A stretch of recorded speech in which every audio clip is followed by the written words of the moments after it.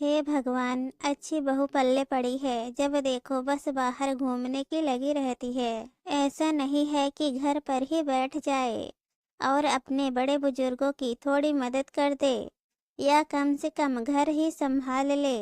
कहीं भी जाना होता है महारानी पहले ही तैयार हो जाती हैं। एक बार पूछना भी सही नहीं समझती है कि मम्मी जी मैं चली जाऊं। बस जब मूड हुआ अपने पति के साथ घूमने निकल जाती है। अर्चना जी बर्तन पटकती जा रही थी और अपने लिए खाना थाली में निकाल रही थी। जैसे ही कढ़ाई में से अपनी सब्जी खाली की वैसे ही कढ़ाई सिंक में ले जाकर जोर से पटक दी। अच्छा हुआ कि ये कढ़ाई थी, अगर बहू होती तो उसका तो सिर ही फूट चुका होता। दो रोटी थाली में रख और लेकर बाहर आ गई। पहले निवाला मुंह में रखते ही आंखों में आंसू आ गए। मन ही मन सोचने लगी कितने अरमान थे कि बहू आएगी तो अपनी जिम्मेदारियों से मुक्ति ले लूंगी और फिर खूब घूमना फिरना करूंगी। पर यहाँ तो बहू खुद ही घर में नहीं टिकती। अब देखो, आज ननद नंदोई आए हैं तो ऐसा नहीं कि मम्मी जी आप भी अपनी बेटी दामाद के साथ घूमने जाओ। आज तो खाना मैं ही बना लूंगी। लेकिन नहीं, बस ऑर्डर देकर चली गई कि मम्मी जी शाम के लिए भाजी तैयार रखना, पाव मैं आकर सेक दूंगी।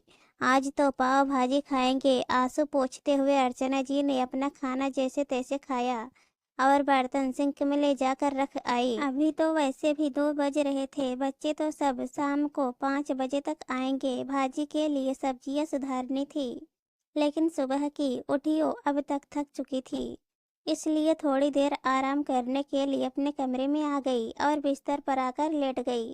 पर नींद आंखों से कोसों दूर थी। सोचने लगी कि जब बेटे को ब्याह कर बहू मीनाक्षी को घर पर लेकर आई थी तब तो वो वैसी नहीं थी। कितना अच्छा घर का माहौल था। उस समय वो उसे बिल्कुल बेटे की तरह रखती थी।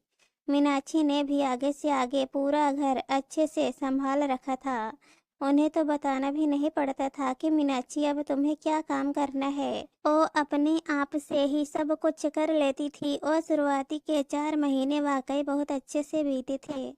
लेकिन उसके बाद एक दिन अर्चना जी की बड़ी बहन वंदना मौसी उनसे मिलने के लिए आई और उसके बाद बहुत कुछ परिवर्तन हो गया। वंदना मौसी ने आते ही सबसे पहले घर में हर चीज का मुआयना अच्छे से किया। अच्छे से सब कुछ देख लेने के बाद वंदना मौसी अर्चना जी के पास बैठी और उन्हें समझाने लगी। अर्चना, ये सब क्या है? तुमने सारी की सारी घर की जिम्मेदारी अपनी बहू को सौंप दी। अरे आए हुए अभी उसे जुम्मे जुम्मे 4 दिन हुए हैं और तुमने इतनी बड़ी जिम्मेदारी उसके हवाले कर दी। अरे जीजी, सब कुछ उसे ही तो करना है, आज करे चाहे कल। तो भला मैं बीच में कहाँ उसमें टांग अड़ाऊं?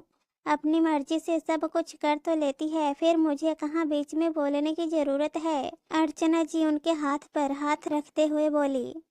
बस तुम जैसी सास होती है जो बहू को आते से ही सिर पर चढ़ा लेती हैं और फिर बाद में पछताती रहती हैं। पर उनकी बात को अर्चना जी ने हाथ कर टाल दिया। खैर 2 दिन बाद मीनाक्षी को अपने पति समीर के साथ उसके दोस्त की शादी में जाना था, क्योंकि डेस्टिनेशन वेडिंग थी।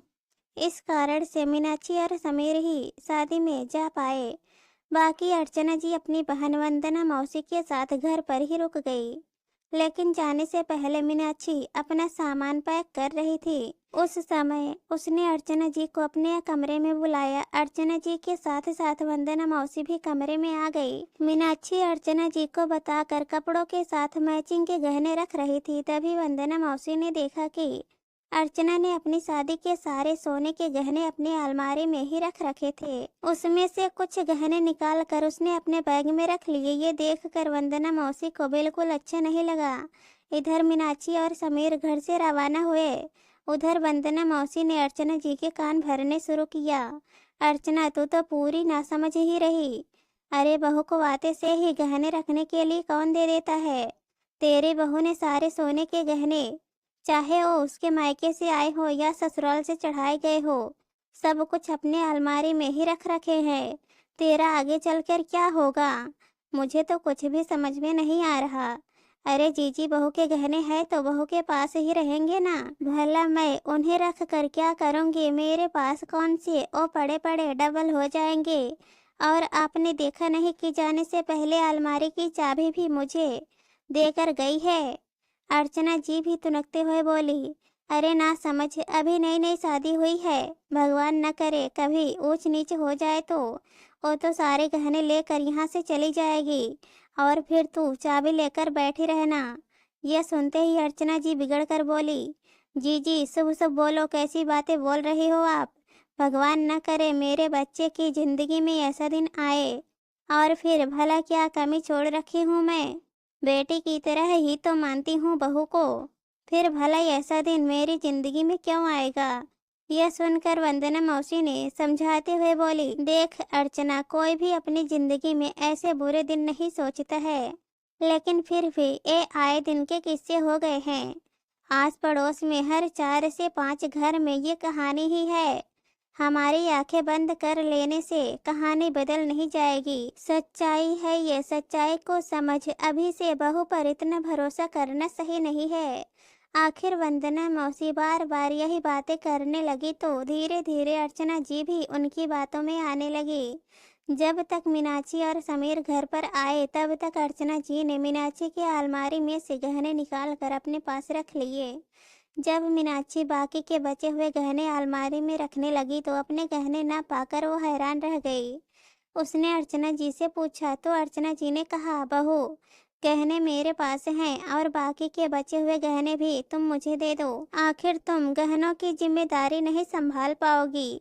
इतनी महंगी मोल की चीज मैं तुम्हारे पास नहीं रख सकती। तुम्हें कभी शादी पार्टी में पहनना हो तो आर्टिफिशियल ज्वेलरी पहन लिया करो, पर मैं इतनी महंगी चीजें तुम्हें नहीं दे सकती। कभी तुमने गुमा दी। तो अर्चना जी की बात सुनकर मीनाक्षी हतप्रभ रह गई, पर क्या ही कहती। उसने बचे हुए सोने के गहने भी अर्चना जी को दे दिए, जो उन्होंने अपने पास रख लिए। साथ ही अब वो हर चीज में मीनाक्षी को टोकने लगी थी, हर काम में कमी निकालने लगी थी, बात बात पर उसे डांटने लगी थी। यहाँ तक कि मीनाक्षी को किसी चीज की जरूरत भी होती तो अर्चना जी नजरअंदाज कर देती। वंदना मौसी के जाने से पहले घर में अच्छा खासा फसाद करा चुकी थी। आखिर हर रिश्ता विश्वास की नींव पर ही तो होता है। अब अर्चना जी को ही मीनाक्षी पर विश्वास नहीं हो रहा तो भला मीनाक्षी कहाँ से अपना विश्वास दिखाती। जब काफी कोशिशों के बाद वो हार गई तो अब उसने भी इस रिश्ते में दूरी बनाना शुरू कर दिया। अब जब भी उसे मौका मिलता वो समीर के साथ बाहर घूमने निकल जाती। जितना वो कर सकती उतना ही काम करती, बाकी अर्चना जी को ही देखना पड़ता। माँ बेटे का रिश्ता तो दूर की बात है, अब तो सास बहू का रिश्ता ही संभलने में नहीं आ रहा था। इतने में डोर बेल बजी तो अर्चना जी की तंद्रा टूटी। उन्होंने जाकर दरवाजा खोला तो कोरियर था। उन्होंने कोरियर लिया और वापस अपने कमरे में आ गई, पर अब सोने का मन नहीं था, इसलिए सब्जियां लेकर सुधारने बैठ गई। सब्जियां सुधारते सुधारते भी उनके दिमाग में यही सब चल रहा था। बहू तो नहीं बदली थी, उसे तो उन्होंने बदल दिया।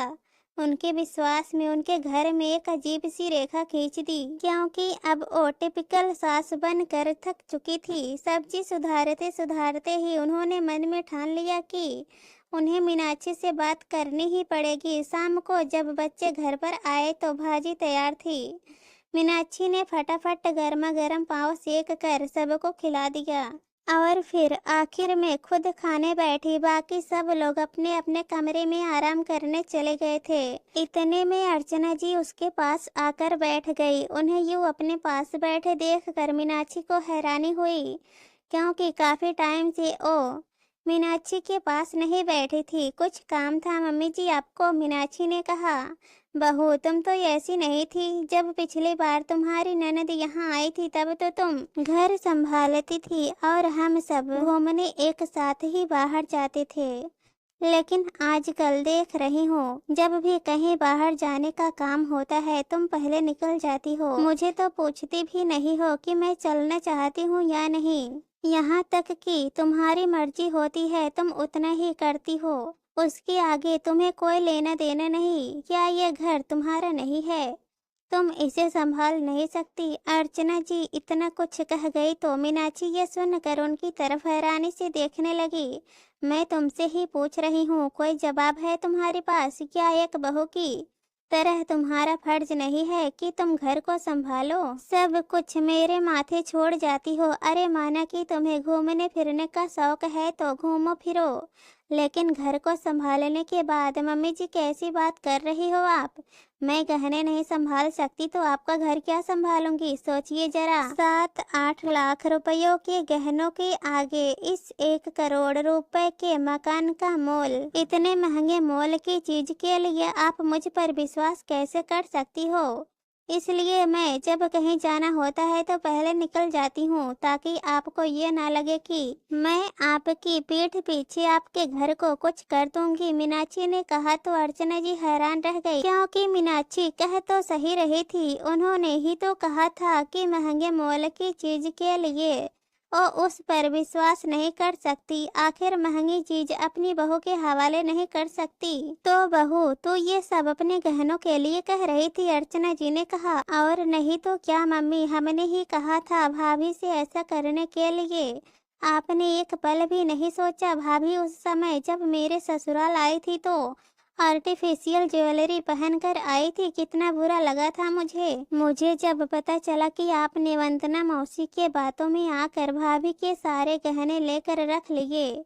अचानक अपनी बेटी को बीच में बोलता देखकर अर्चना जी हैरान रह गई। आखिरकार अर्चना जी को भी यह एहसास हो गया कि उन्होंने भी दूसरों की बातों में आकर अपने ही घर में अविश्वास पैदा कर लिया। खैर कुछ दिनों बाद उन्होंने अपनी बहू के गहने वापस कर दिए, साथ ही कान भी पकड़ ली कि आज के बाद कभी दूसरों की बातों में आकर अपने घर में आग नहीं लगाएंगी। दोस्तों, इस कहानी पर आप लोगों की क्या राय है कमेंट में ज़रूर बताना, और अगर कहानी पसंद आए तो हमारे चैनल को सब्सक्राइब कर देना। कहानी सुनने के लिए बहुत बहुत धन्यवाद।